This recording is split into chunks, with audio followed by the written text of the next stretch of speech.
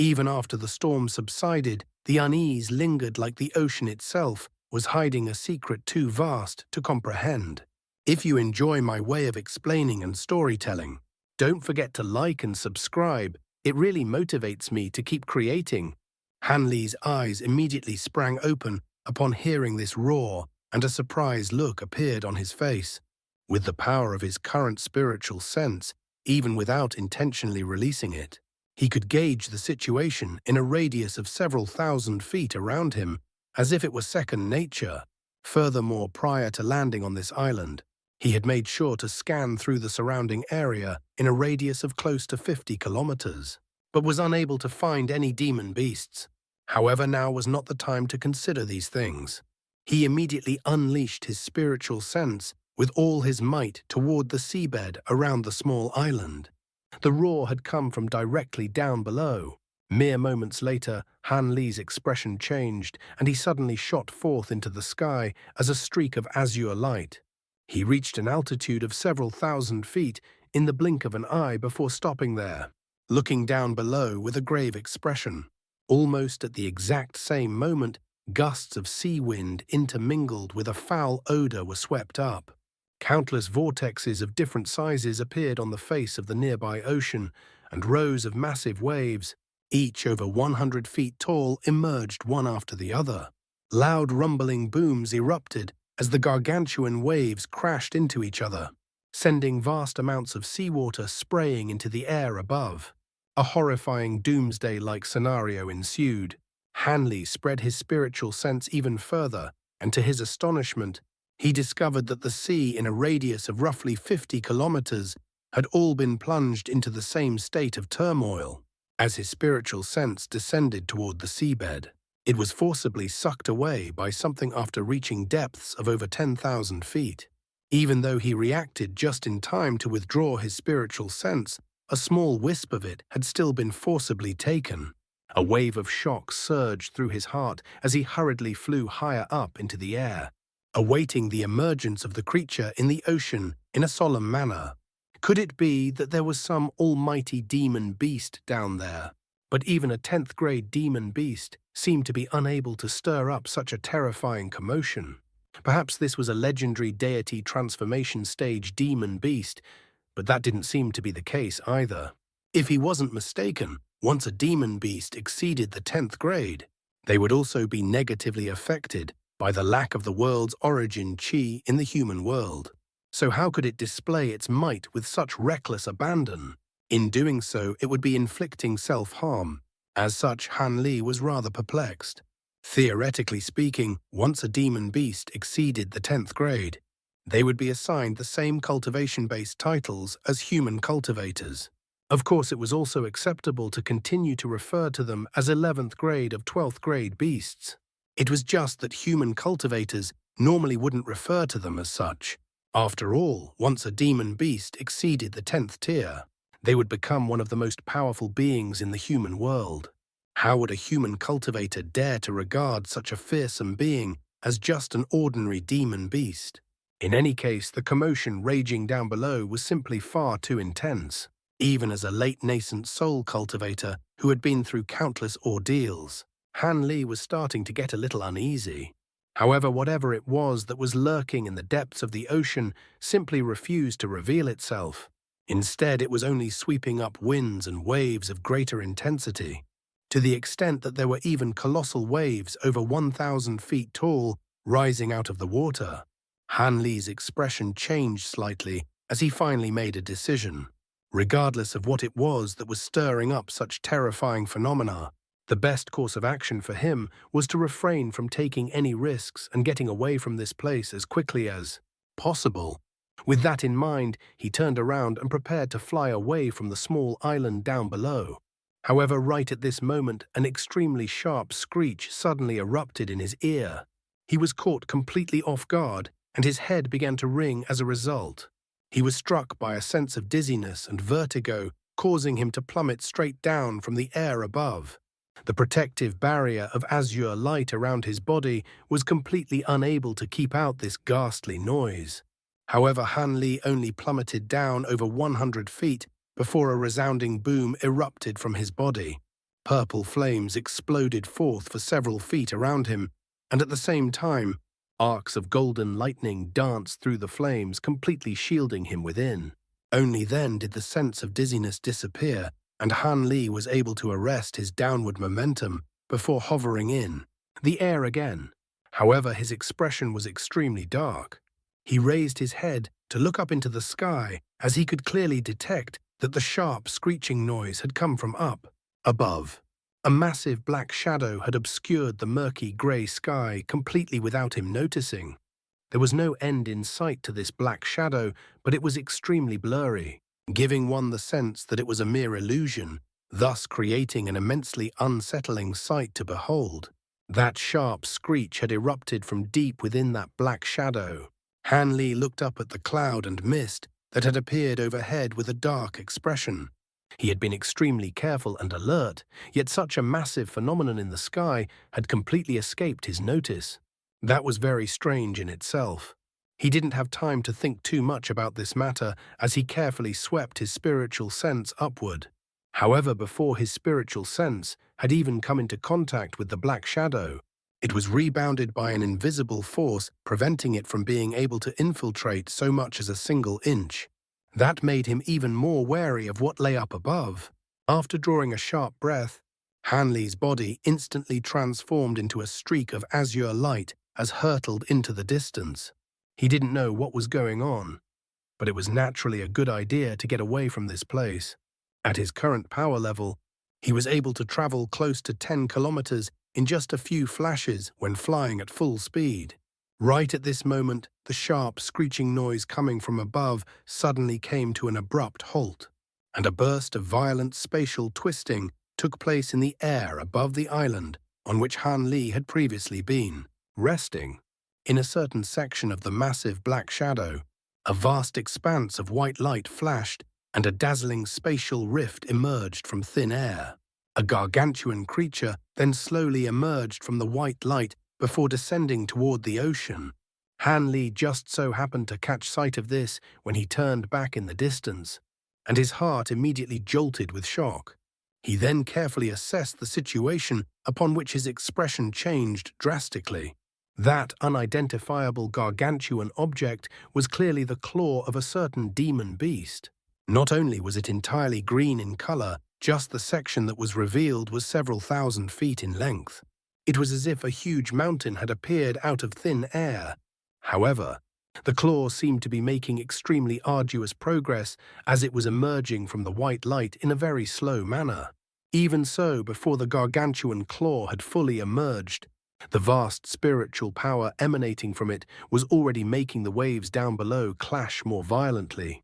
Fearsome hurricanes were swept up on the surface of the ocean, and colossal waves over 1.0 feet in height had become a common sight. The black shadow in the sky was definitely obscuring a demon beast that was unfathomably huge. Furthermore, it seemed to be attempting to attack this world through a layer of space. Using the gargantuan claw as reference, this demon was at least tens of thousands of feet in length. Such an insanely gargantuan beast had only been heard of occasionally during the primordial desolate era. There was definitely no beast of such a mind-numbingly fearsome size residing in the human world at present. Han Li gulped nervously before immediately spreading open his thunderstorm wings. A loud thunderclap erupted as he transformed into a silver arc of lightning and disappeared on the spot. After flashing about a dozen times in rapid succession, Han Li finally caught sight of a hint of murky grayness at the edge of the black shadow, upon which a slight sense of relief welled up in his heart. However, before he had a chance to turn around, the beast at the bottom of the ocean suddenly let loose a loud roar that was filled with violent rage. Han Li's heart sank as he twisted around to look behind him. A resounding boom erupted as the small island that he had been situated on not long ago rapidly sank into the ocean. At the same time, a massive vortex with a radius of over 5 kilometers appeared on the surface of the ocean. Immediately thereafter, inky black mist began to waft out from the center of the vortex. There were initially only a few wisps of this mist, but it instantly began to expand drastically, turning gargantuan in size in what seemed like mere moments. The entire vortex had been filled by pitch-black mist before long, and not only could ghostly wails be indistinctly heard croaming from within, there were also peculiar arcs of black lightning that were flashing incessantly within the mist. What was even stranger was that all of the fish shrimp and other living creatures near the vortex were being sucked into it. All of them rapidly traveled toward the mist, like moths to a flame, before being engulfed into nothingness in the blink of an eye. "That's ghost mist," Hanley exclaimed after identifying the black mist in the vortex. The substance that had surfaced from the bottom of the ocean was none other than the ghost mist, which had engulfed him once before. Even as a late nascent soul cultivator, now the sight of it still sent chills running down his spine. Even to this day, he still had a clear recollection of the sense of complete powerlessness he had been afflicted by in the Umbra realm. Thankfully, the ghost mist on this occasion seemed to be slightly different compared to last time, in that it was only tumbling and churning within the vortex instead of spreading in all directions. Hanley temporarily set aside his plan to flee the scene upon seeing that, at his current power level, even if the ghost mist were to spread once again, he would be fast enough to outrun it from such a far distance away. Thus he stared silently into the massive vortex. He was certain that the beastly roar he had heard earlier had come from the ghost mist, which struck him with a sense of bewilderment. At this moment, the gargantuan azure claw had completely emerged from the white light, and just as Hanley had thought, it really was the claw of a certain beast. Azure spiritual light was flashing incessantly over the claw, and it had expanded to more than twice its original size, creating quite a harrowing sight for Hanley to behold. The sharp screeching that had cut off earlier erupted from within the black shadow again, immediately following which the colossal azure claw shuddered before 5 thick pillars of light shot forth from the tips of the claws hurtling down below. The pillars of light were remarkably green and immediately disappeared into the ghost mist down below. As the giant claws began to move, the 5 pillars of green light began to stir up the ghost mist, causing the beastly roar erupting from within the vortex to falter momentarily before becoming even more thunderously enraged. The mist tumbled before converging to form a massive inky black mouth filled with sharp fangs, which took up the entire vortex. The 5 pillars of azure light were immediately swallowed by the massive mouth. Hanley was dumbstruck by what he was witnessing. Right at this moment, the huge black mouth closed, biting the 5 pillars of light in half before abruptly opening again. A thunderous boom erupted from within the massive mouth as an inky black bolt of lightning shot forth, vanquishing the 5 pillars of light with its fearsome might. The huge bolt of lightning then transformed into a pitch-black flood dragon before disappearing without a trace. In the next instant, the gargantuan lightning flood dragon appeared beneath the black shadow before plunging into the air above. An earth-shattering thunderclap erupted, following which the flood dragon forcibly tore open a white spatial rift before disappearing into it. Arcs of black lightning flashed wildly through the rift amid explosive claps of thunder. A howl of anguish then erupted as an azure feather that was over 10 feet in length fluttered down from the white light. The huge azure claws that had extended from the other side of the rift also abruptly withdrew themselves. Both spatial rifts began to seal over following that agonized howl. The black shadow that seemed to have obscured the entire heavens had also disappeared. The murky grey sky was revealed once again as a result. Almost at the exact same moment, the colossal vortex down below began to tumble violently, compressing all of the black mist together before absorbing it into the bottom of the ocean through an immense suction force. At the same time, the vortex rapidly shrank and disappeared in the blink of an eye. Not long after that, peace and tranquility resumed over the surface of the ocean.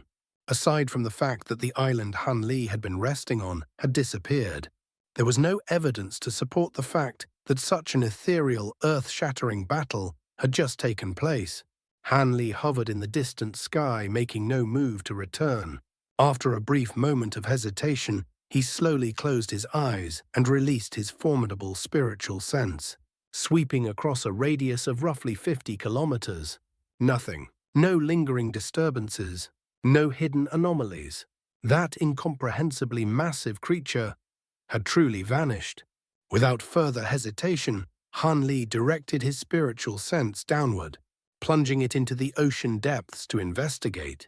A short while later, his eyes snapped open, a trace of bewilderment flickering across his face. After pondering briefly, he suddenly patted the storage pouch at his waist. A flash of silver light erupted, and an azure figure appeared before him. It was none other than the humanoid puppet. "Go." With a flick of his sleeve, Han Li issued the command. The puppet immediately transformed into a streak of silver light, shooting toward the ocean and crossing several kilometers in mere flashes. Moments later, it reached the location where the ghost mist had previously surfaced. Without the slightest hesitation, it plunged straight into the sea, vanishing into the depths.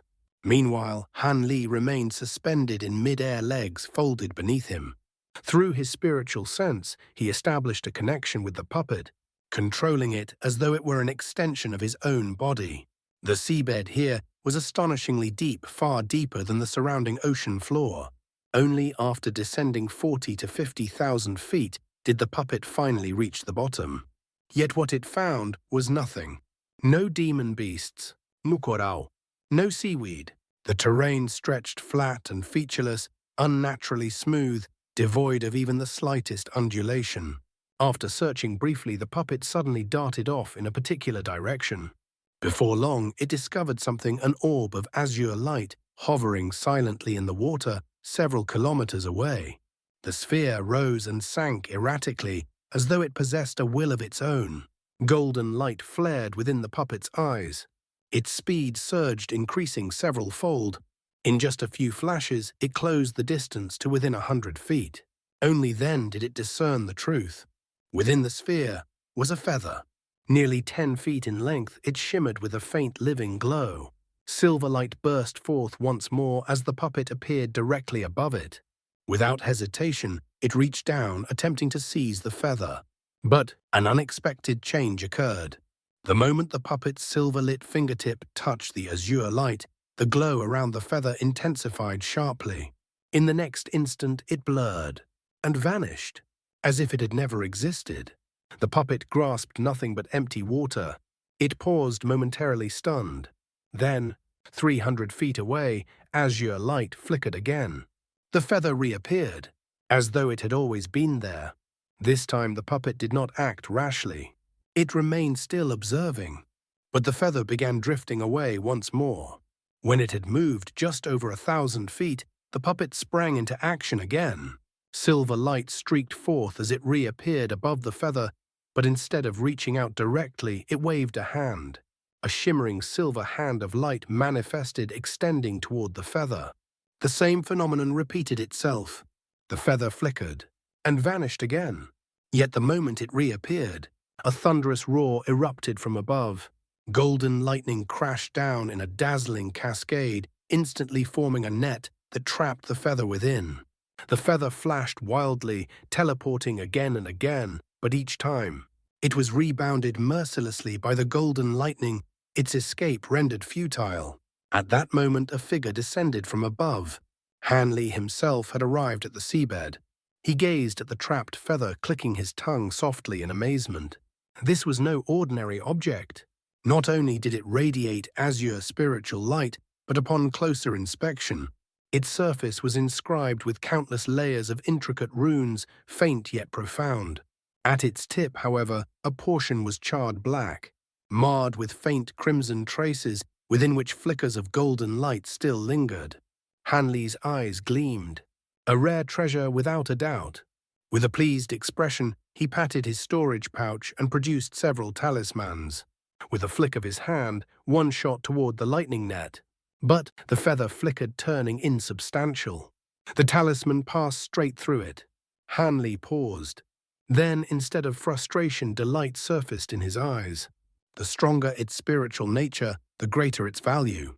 Without delay, he formed a hand seal and began to chant.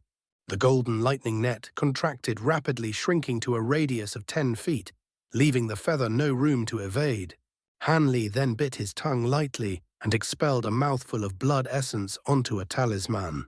His fingers danced through a series of incantation seals, each one vanishing into the talisman. When he released it, the feather tried to escape once more, but this time the talisman clung to it like a shadow. The azure glow dimmed. The feather's form stabilized. Only then did Han Li withdraw his divine devil-bane lightning. With a gentle beckoning motion, the feather flew obediently into his hand.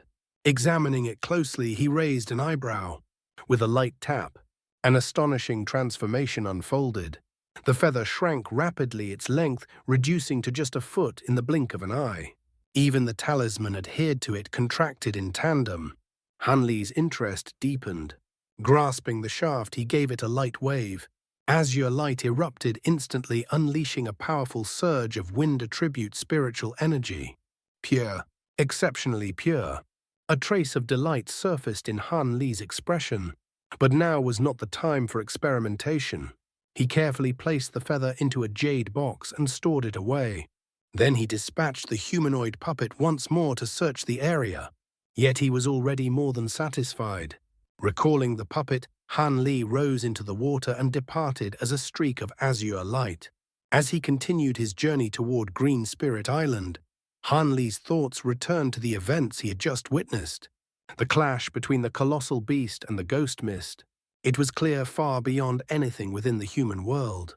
That massive entity was likely a demon from the spirit realm or some other higher plane. And the ghost mist? It seemed alive. More than that, it appeared even more powerful. A deeply unsettling realization. Only those legendary devils could possess such unfathomable might. Back in the Umbra realm, Han Li had suspected a connection to Devil Luo Mian. After all, only beings of such a nature half-spirit, half-demon could tear through space and traverse realms so effortlessly. That gargantuan beast, it too defied the natural order. Otherwise, how could it reach across realms to attack? Drawing upon his vast experience and the knowledge gleaned from ancient texts, Han Li could piece together a rough understanding. But understanding meant nothing. Before such existences, he was insignificant. Thus, he dismissed it as nothing more than a strange, fleeting encounter. 2 months and a day later, Han Li was flying over the open sea when his expression suddenly shifted. Without hesitation, he veered off in a new direction. Within a few kilometers, explosive booms rang out ahead. In the distance, spiritual light clashed violently. 3 cultivators were locked in desperate battle against a high-grade demon beast. One was at the early core formation stage. The other 2 were late foundation establishment cultivators. Their opponent, a 6th-grade demon beast. Even together, they could barely hold their ground. Han Li slowed, hovering in place as he observed. The core formation cultivator was a middle-aged man, wearing a bamboo hat that shadowed his face. His dark skin contrasted with the yellow flying sword he wielded, which bore the brunt of the beast's attacks. Beside him stood an elderly man with white hair and a young woman no older than 17 or 18. They wielded an azure trident and a flaming crimson wheel respectively, both formidable in their own right. Their opponent, an infant carp beast. Its body was shrouded in white mist, from which the cry of an infant echoed eerily. Blue lightning crackled within, firing outward in bursts. This specimen was far larger than any Han Li had seen before.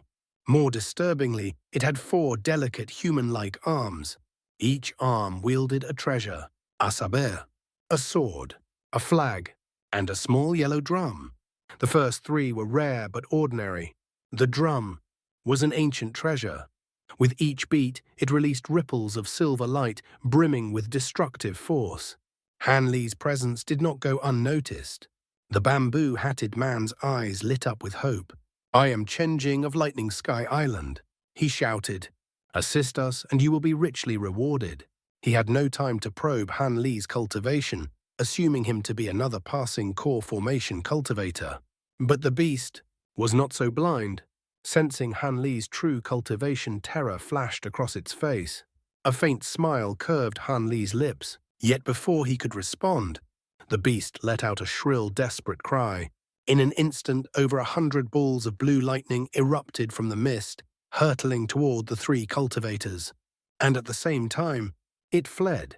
Like a falling star, it plunged toward the ocean below at full speed. Faced with the sudden barrage of lightning, the three cultivators were thrown into disarray. Under such overwhelming pressure, they could only focus on defending themselves, utterly unable to spare any attention for the fleeing infant carp beast. Han Li's expression darkened slightly at the sight. With a casual sweep of his sleeve, a flying sword scarcely a foot in length shot forth. It quivered faintly, then in the next instant erupted into a streak of golden radiance over 100 feet long, slicing through the air with terrifying speed. So swift was its movement that the infant carp beast perceived nothing more than a fleeting flash of gold, followed by a heartbeat of searing agony. And then, nothing. The golden light circled its body several times in rapid succession. In its wake, clouds of blood mist burst into the sky as the beast was cleaved into 7 or 8 segments. Even its nascent soul had no chance to escape, obliterated in that same instant. Fragments of its body fell like rain from above. At that moment, Han Li raised a hand and made a grasping motion. One of the falling pieces suddenly exploded apart. From within the shattered flesh, a blue bead shot forth, streaking toward him like a ray of light. His fingers closed. The demon core was already in his palm. Han Li glanced at it indifferently, his expression devoid of emotion. A demon core of this grade was beneath his notice. With the beast's death, the storm of lightning assailing the three cultivators vanished just as abruptly. Relief washed over them. They turned toward Han Li, and reverence etched into their faces. Moments ago, they had been powerless to stop the creature's escape. Yet they had witnessed with their own eyes how effortlessly Han Li had slain it. Their shock was only natural. They had assumed him to be at most a passing core formation cultivator. Who could have imagined? He was a nascent soul expert. Though this region lay deep within the outer seas, and such figures were rare, they were not entirely unheard of. Having encountered a few before, the trio managed to steady themselves. They quickly stowed their treasures and approached. Before they even drew near, the man in the bamboo hat bowed deeply. Chenjing of the Azure Yang sect greets Senior. Many thanks for your assistance. We were entangled with that beast for quite some time and would have found escape difficult. May I have the honor of knowing your esteemed name, Senior? As he spoke, he subtly observed Han Li. His tone was respectful, neither overly submissive nor presumptuous. Azure Yang sect. Are you a disciple of Lord Three Yangs? Han Li paused, a trace of surprise flickering across his face. Indeed, he is my master. Senior. You know him? Chen Jing asked, slightly startled. He swept his spiritual sense across Han Li, yet found nothing. No trace, no depth. Only then did realization dawn. A nascent soul cultivator, and judging by the concealment, likely not an ordinary one. Still, he instinctively assumed Han Li to be at the early stage. After all, mid and late, nascent soul cultivators were famed figures, faces one would not easily forget. Haha, I've heard of him. Though we've never met, Han Li replied with a faint chuckle. At the mention of the Azure Yang sect, memories surfaced of Yuan Yao, of the young master she had slain, and the relentless pursuit that followed. As for Lord Three Yang, though renowned, he was merely a mid-nascent soul cultivator in Han Li's eyes, unworthy of concern. There was no enmity here, and no reason to kill. Letting the matter pass, Han Li shifted the conversation. You three should be familiar with this region. Do you know the exact location of Green Spirit Island? Though his sea charts were detailed, finding a single island in the endless ocean was no trivial task. Chen Jing and his companions exchanged glances, then smiled. Senior, are you seeking high-grade spirit stones from Green Spirit Island? If so, there's no need to travel that far. Nearby markets carry them as well. Of course, if you have connections with the Starfall Coalition or Star Palace, you may secure better prices. Markets. Han Li's brows furrowed slightly. How many can they provide? I require more than just 1 or 2. Chen Jing smiled confidently. That will not be an issue. Though nominally worth 10,000 spirit stones, high-grade stones often sell for over twice that. As long as you don't need more than 30 or 40 at once, the markets can accommodate you. Hanley nodded faintly. Then take me there first. If it proves insufficient, I will continue to Green Spirit Island. This demon core will serve as your compensation. With a flick of his hand, the blue core arced through the air. Chen Jing caught it and his eyes lit up with delight. Rest assured, Senior. We've lived in this region for over a decade. We know these markets well. You will not be disappointed. Though still uncertain of Han Li's identity, such a reward was more than generous. Leading the way was a trivial task in comparison. As for the elderly man and the young woman, they dared not speak. The gulf between them and a nascent soul cultivator was simply too vast. Thus, under Chen Jing's lead, the group departed. According to Chen Jing, their destination lay roughly half a month's journey from Green Spirit Island. Along the way, they would pass the island where they resided. They flew eastward without pause. After more than 10 days, an island emerged on the horizon. It was vast, stretching thousands of kilometers across its terrain, rolling with verdant hills and mountains. This is Lightning Sky Island, Chen Jing said with a smile. I maintain a modest dwelling here and am well acquainted with the markets. This is one of the largest near Green Spirit Island. You won't be disappointed, Senior. Hanley gazed into the distance and nodded. The spirit vein here is quite rich. No wonder so many cultivators gather. Chen Jing's expression brightened slightly. Indeed, not only is it the best among nearby islands, but it also produces several rare medicinal herbs. Both the Starfall Coalition and Star Palace once coveted it, but due to mutual caution, they allowed multiple factions to share control. Hanley chuckled faintly. And your Azure Yang sect is among them, I presume. Ahem. We do have a presence here, though we would not dare claim ownership. Chen Jing replied with a dry laugh, clearly unwilling to elaborate. Hanley let the matter drop. As they continued, Chen Jing introduced the island's various factions and its nascent soul cultivators. One name caught Han Li's attention. Taoist Master Swiftcrane, of the Jade Cloud sect. I heard he was gravely injured years ago. Chen Jing nodded. His body was destroyed, but the sect preserved his soul. Through possession, he regained his cultivation. He once intended to claim this island, but in the end it was divided among several forces. Ha! I see, Han Li replied calmly, revealing nothing of his thoughts. Before long they arrived. Nestled among towering mountains lay a modest city. Though not large, only a dozen square kilometers, it was meticulously constructed.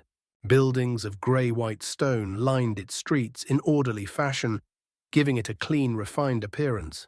City gates stood on all four sides, though only chi condensation cultivators used them. Those capable of flight came and went freely through the air. It was lively, bustling. Hanley narrowed his eyes. How many cultivators reside here? Are they all gathered in this city? Chen Jing thought for a moment before replying. There are no exact figures, but including chi condensation cultivators, perhaps 30 to 40,000. Most live here, though some dwell elsewhere, particularly stronger cultivators who carve cave abodes into the mountains. I see. Hanley nodded, saying no more. As they approached, the entire city lay revealed beneath them. His gaze drifted, then paused. At the city's center stood 8 towering stone structures, rising skyward like pillars that upheld the heavens.